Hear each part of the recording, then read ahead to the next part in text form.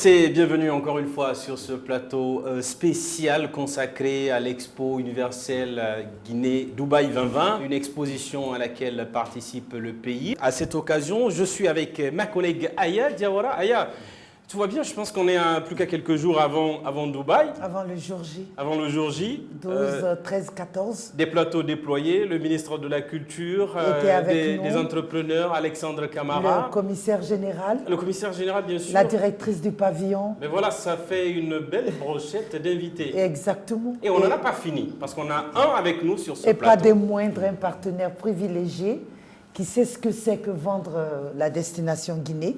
D'abord parce qu'il est de la Guinée, mais surtout qu'il représente une des grandes entreprises minières en Guinée, ce qui est bien GAC. Et il s'agit de M. Malik Ndiaye, il est le directeur général de Guinea Alumina Corporation. Guinea Alumina Corporation est une filiale d'exploitation de bauxite d'Emirates Global Alumine, le plus important producteur d'alumine de première qualité au monde. On va se permettre de leur demander quel est leur secret et surtout que représente pour cette entreprise l'Expo universelle Dubaï 2020. Bienvenue Malik. Merci beaucoup à vous. Je vous remercie beaucoup. Comme vous l'avez si bien dit, Guinea Alumina Corporation est d'abord une entreprise guinéenne, mais qui est détenue à 100% par les Émiratis, qui est EGA, Emirates Global Aluminium. Donc aujourd'hui, qu'est-ce que l'Expo représente pour nous? Vous le savez, c'est passé à Dubaï. Et le fait qu'aujourd'hui, les Émiratis ont financé l'un des plus gros projets miniers en Guinée, je me rappelle, c'est 1,4 milliard d'investissements. Et la nouveauté de ce financement, c'est que c'est un investissement qui est fait sans garantie. Donc ce qui veut dire que ça donne plus de crédibilité à la Guinée aujourd'hui d'aller lever des fonds sur le marché international pour financer des grands projets aujourd'hui en Guinée. Donc ça tombe bien, l'Expo aujourd'hui permettra certainement à la Guinée de rayonner pendant son jour, je pense que c'est le 13 février. 13 février. De rayonner sur la place de Dubaï, où tout le monde sera là-bas, pour pouvoir vendre la Guinée, attirer plus d'investisseurs. C'est ce que nous souhaitons, parce que comme je le dis souvent, un pays ne se développe qu'avec l'investissement privé. On était ensemble l'année dernière, vous étiez DGA, aujourd'hui vous avez été promu DG de cette entreprise. GAC a une grande expérience dans le domaine de l'exploitation minière, notamment de la bauxite, pour parler de cela, et une bonne expérience également dans le développement de la destination Guinée. Aujourd'hui, on a envie de comprendre, lorsque vous serez à Dubaï, lorsque vous serez avec des investisseurs à Dubaï, qui ont certainement envie de connaître le pays et de venir ici investir, quels seront vos arguments ? Comme je vous l'ai dit tantôt, venir investir en Guinée, c'est déjà en fait la rentabilité qui est recherchée. Et vous ne venez pas investir dans un pays lorsque vous n'avez pas une rentabilité et surtout lorsque vous n'avez pas un climat des affaires qui est assaini dans le pays. C'est la clé. Le climat des affaires, est-ce que pour vous, déjà, le fait que GAC ait pu investir un montant aussi important, un investissement aussi important dans le pays, est-ce que cela dénote que le climat des affaires en Guinée est attrayant ? Naturellement, si vous regardez depuis quelques années aujourd'hui, vous avez un volume d'investissement étranger direct en Guinée qui s'élève à environ, je dirais, à des centaines de millions de dollars. Cela n'est pas anodin en fait, parce qu'on a passé des années de léthargie ou sans investissement, et lorsque l'investissement commence à arriver, cela veut dire que le climat des affaires s'est amélioré. Il y a beaucoup de choses à faire, mais il faut reconnaître que le climat s'est amélioré. C'est pour cela que d'ailleurs, GAC, comme je vous l'ai dit, a pu investir 1,4 milliard. Et comme je vous l'ai dit, la nouveauté d'investissement de GAC, parce que c'est extrêmement important. On ne se rend pas compte de cet aspect-là en fait en Guinée. Parce que lorsque vous allez prendre un prêt à la banque aujourd'hui, on vous demande une garantie, on vous demande un titre foncier, on vous demande de mettre votre maison ou on vous demande de domicilier votre salaire. La nouveauté d'investissement de GAC, c'est que vous n'avez pas de garantie derrière. C'est-à-dire en fait que cela veut dire quoi sur le marché au niveau en termes financiers? Ça dénote en fait la crédibilité qu'on accorde au pays.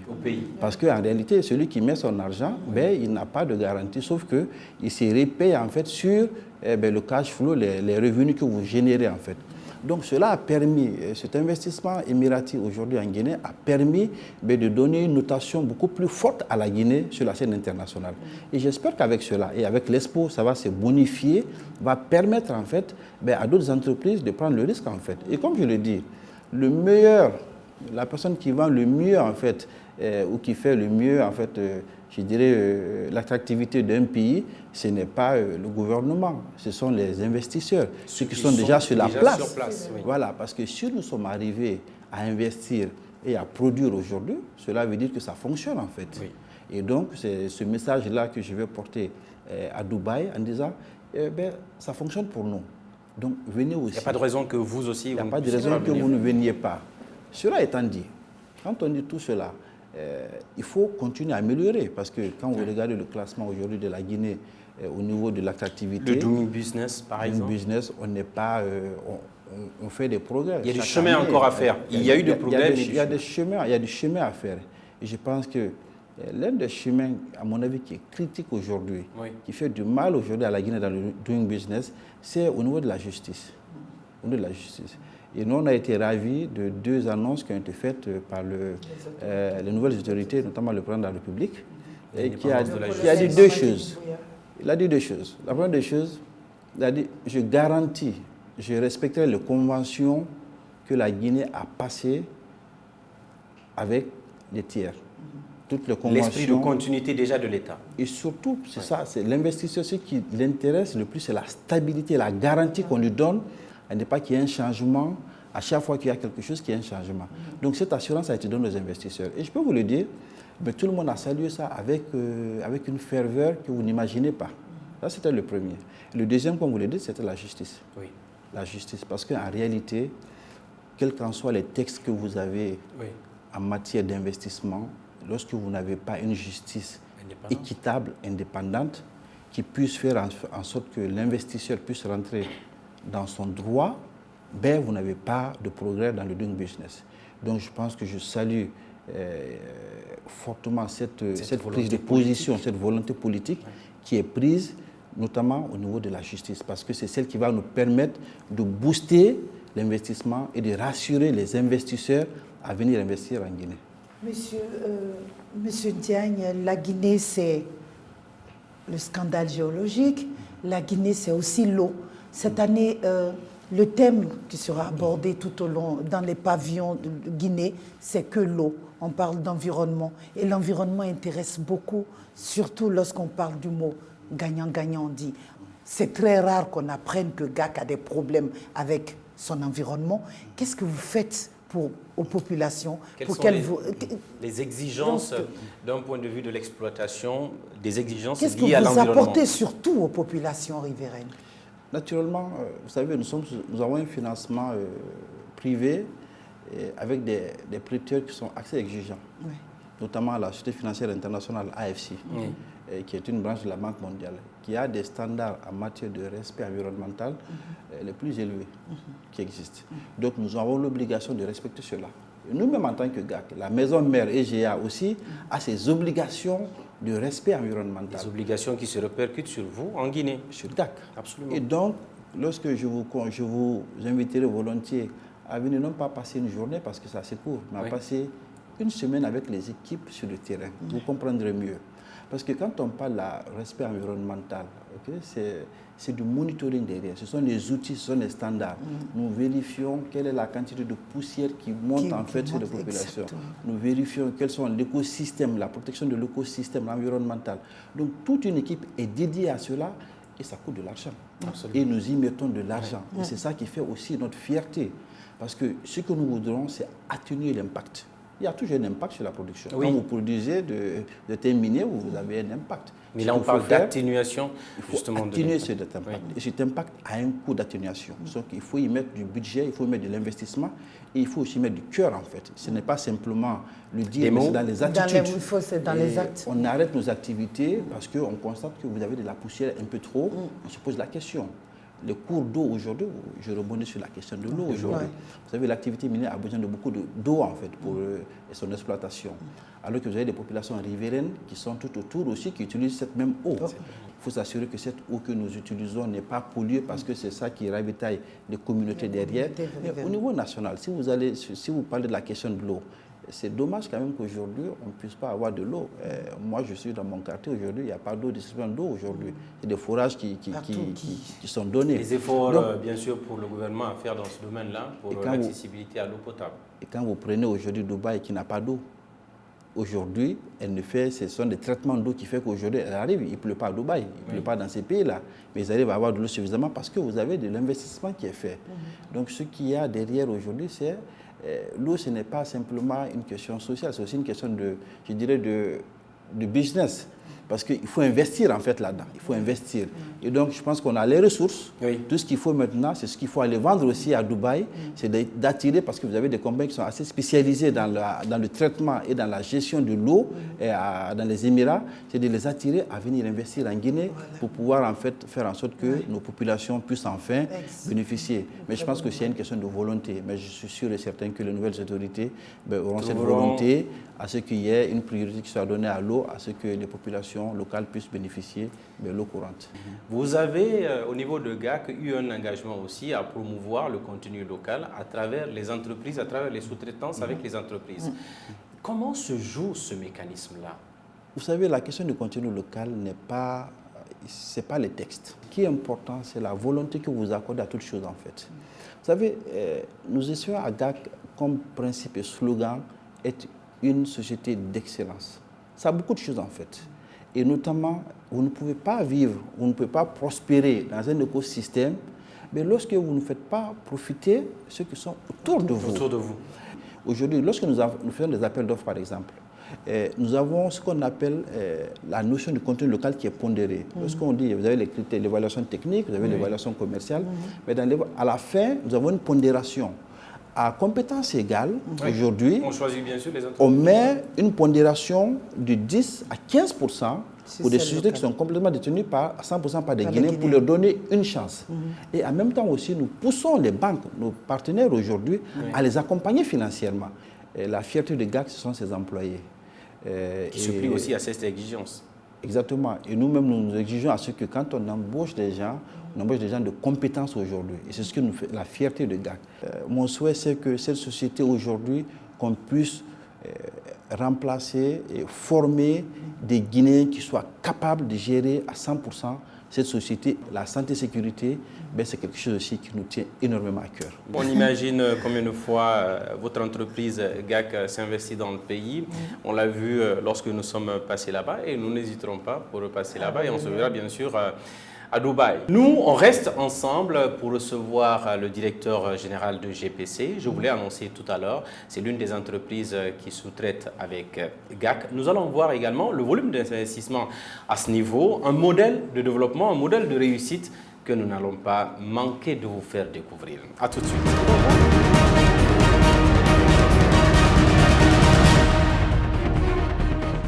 Et voilà, mesdames et messieurs, retour sur ce plateau après un entretien avec Malik Ndiaye. Vous le savez, c'est le directeur général de GAC, la société minière du côté de Kamsar. À présent, nous avons avec nous monsieur Amadou Kaba.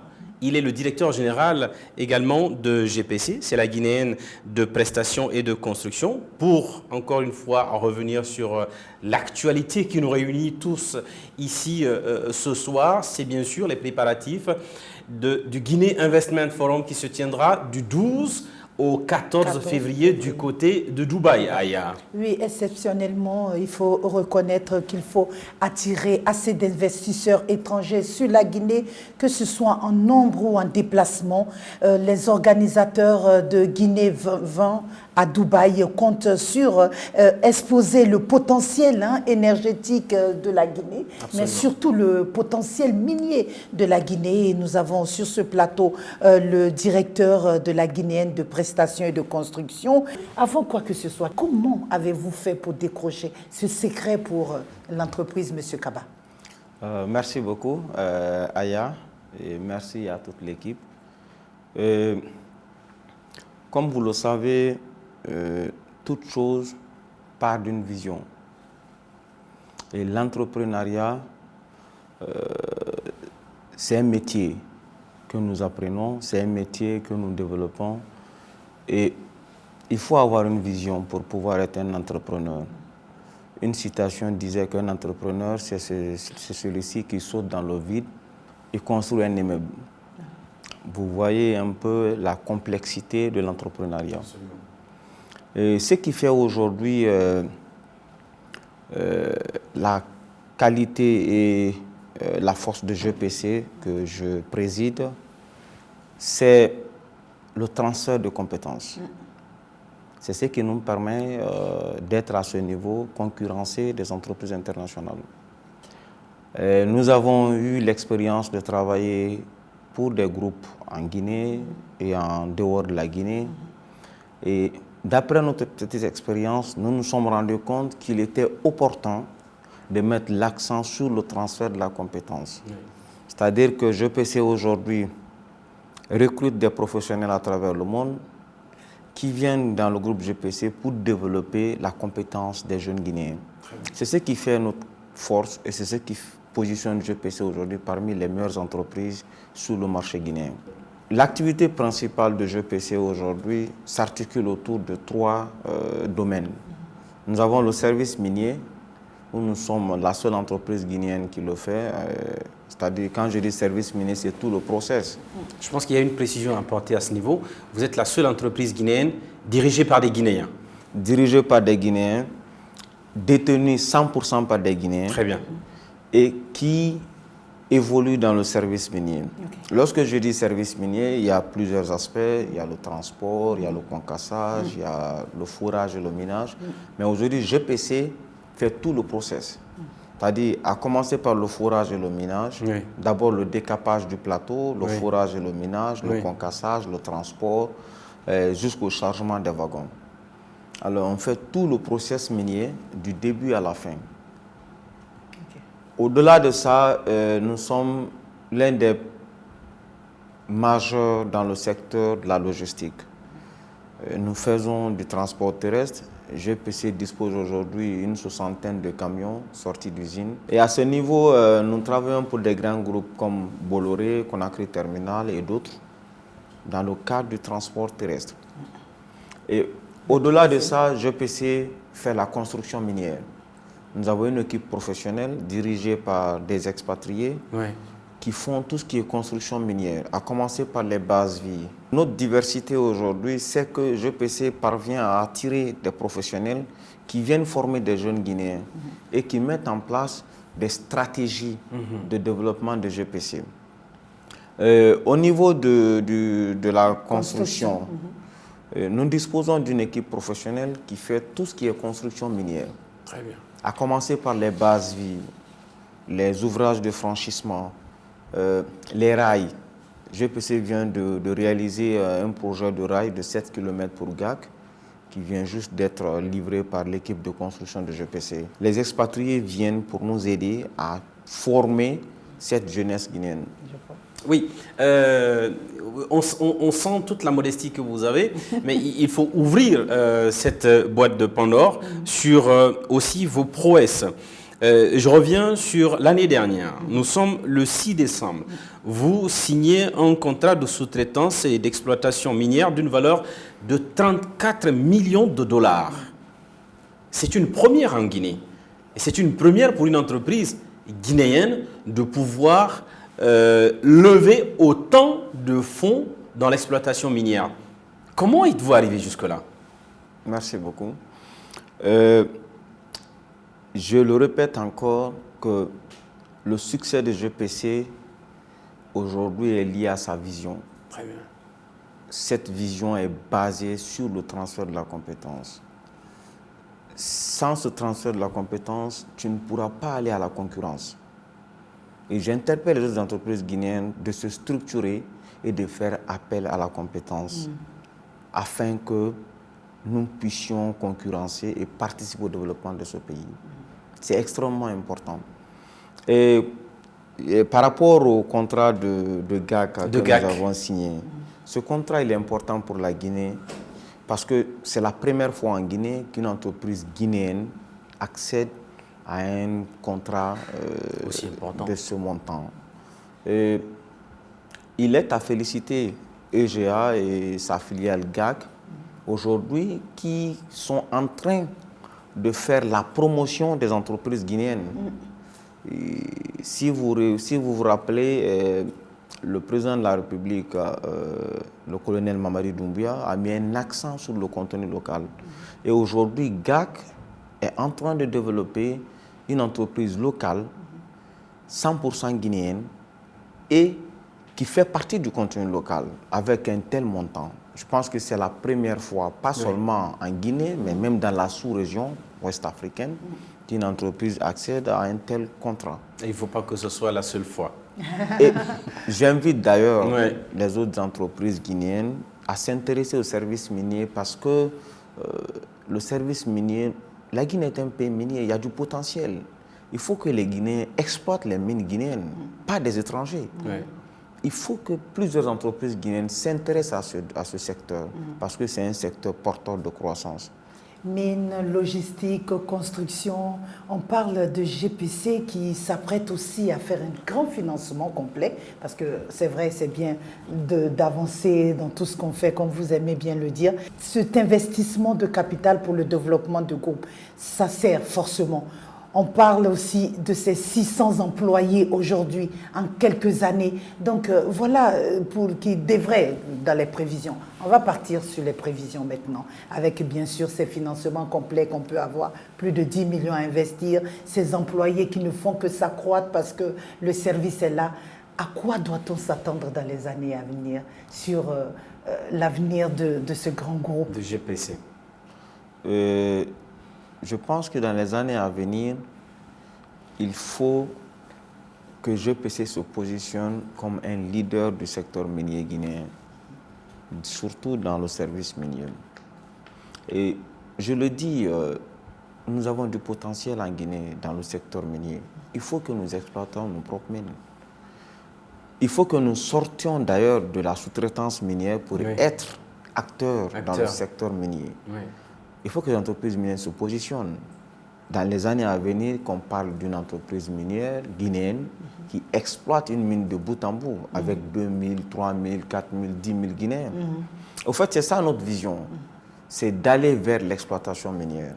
Aujourd'hui, nous sommes sous-traitants. Nous allons avoir de l'expérience dans la sous-traitance minière. Et au-delà de ça, nous partirons vers l'exploitation minière pour une entreprise guinéenne comme GPC. Nous sommes à un événement où à la fois vous, acteurs des investissements dans le secteur minier, mais aussi les politiques sont invités à se rencontrer à Dubaï à l'occasion du Guinea Investment Forum qui est à sa 2e édition. L'année dernière, vous étiez avec nous. On imagine tout le bon côté que vous avez pu avoir à l'issue de cet événement. À Dubaï, quelles sont vos attentes? Nos attentes à Dubaï, c'est de pouvoir attirer le maximum de capitaux vers la Guinée et d'investisseurs vers la Guinée. Nous allons présenter des projets miniers dans notre secteur. Nos pavillons. Afin que d'autres groupes puissent s'intéresser au potentiel minier guinéen. Alors, nous espérons attirer le maximum d'investisseurs pour venir en Guinée, investir et permettre aux entreprises guinéennes de se développer. Voilà, Aya, je pense qu'on ne finira jamais d'apprendre avec GPC. C'est tout un honneur de vous recevoir et toute une fierté de savoir qu'il y a des entreprises guinéennes qui investissent autant dans ce domaine et qui ont la capacité de pouvoir lever des fonds aussi importants. On va très bien séduire à Dubaï. Absolument. Encore une fois, séduire à Dubaï. Ah oui, bien sûr. Oh, il en est sûr. Absolument, absolument. Et voilà, Aya, malheureusement, la télévision, c'est le temps. C'est pratiquement la fin de cette émission. Peut-être un message pour vos collaborateurs et investisseurs guinéens qui seront du côté de Dubaï. Aujourd'hui, le message est qu'il faut que la Guinée s'affiche. Il faut que la Guinée mette en valeur son potentiel. Nous avons du potentiel dans tous les secteurs, que ce soit minier, infrastructurel, agricole, touristique, culturel. Alors, il faut que la Guinée s'affiche. Il faut que nous soyons là pour mettre l'accent sur le potentiel guinéen. J'invite les entreprises guinéennes à participer au GIF pour pouvoir se démarquer et pour pouvoir mettre sur le plateau le potentiel guinéen. Voilà. Je vous remercie. Voilà. Un beau message. Ce sont les mots de Amadou Kaba. Mesdames et messieurs, malheureusement, c'est la fin de cette émission. Et comme on vous l'a toujours promis, Aya et moi, c'est toujours faire découvrir des entrepreneurs qui investissent dans le pays et qui seront au rendez-vous du Guinea Investment Forum qui sera sa 2e édition cette année du côté de Dubaï à l'occasion de l'Expo universelle 2020. Aya aime à le répéter. On s'attend à plus de 2 millions de visiteurs. C'est le moment. Profitez. Rendez-vous à Dubaï pour montrer encore une fois le savoir-faire guinéen. Merci beaucoup et voilà, à la semaine prochaine. Voilà qui est dit. Mesdames et messieurs, c'est la fin de cette émission. Nous, on se retrouve très prochainement dans un autre numéro avec d'autres invités avant donc le départ à Dubaï. À très bientôt.